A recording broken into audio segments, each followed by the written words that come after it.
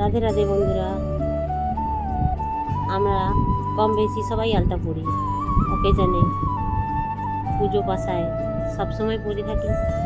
কিন্তু হঠাৎ করে আমাদের তুলি হারিয়ে গেল, বা আমরা ওই পেন্টিংয়ের ব্রাশ দিয়ে পরি, সেটা ব্রাশটা খারাপ হয়ে যাওয়ায় বা হারিয়ে যাওয়ায়, যেমন ধরুন আমার মেয়েটা আজকে আমার ব্রাশটাকে গায়েব করে দিয়েছে, আমি পাচ্ছি না।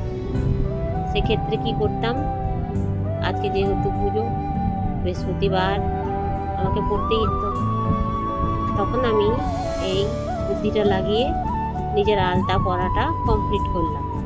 রাধে রাধে বন্ধুরা, এটা আমার আজ আমি আপনাদের সামনে সুবিধা হয়েছে। পায়ে সুসুরি দেয় না, আলতা পরা তুলি করা দেখাবো। এমন হয় না যেটা অনেক সময় পায়ে সুসুরি দেওয়া সহজ পদ্ধতিতে এরকম একটা 4 ইঞ্চি চওড়া মিটারের চওড়া একটা 4 ইঞ্চি মানে আপনার চওড়া একটা সুতি শাড়ি হলে খুবই ভালো হয় নেবেন, যেটা এরকম করে পাকাবেন।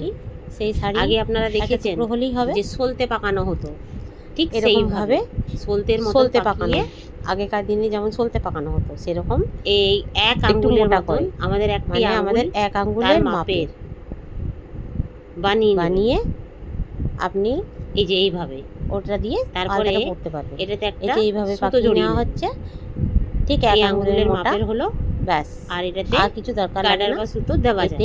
আপনি ভালো করে অনেক সময় গার্ডারও লাগবে পড়তে পারবেন, বা যদি বানতে পারেন তো আর খুবই ভালো, তাহলে আর খুলবে না। এটা যতদিন আপনি সুন্দরভাবে পরা যায়, আর আলতাটা আপনারা ছড়িয়েও যায় না। আলতা পরা সুবিধাটা। রাধে রাধে বন্ধুরা, আবার দেখা হবে। রাধে রাধে, আবার দেখা হবে।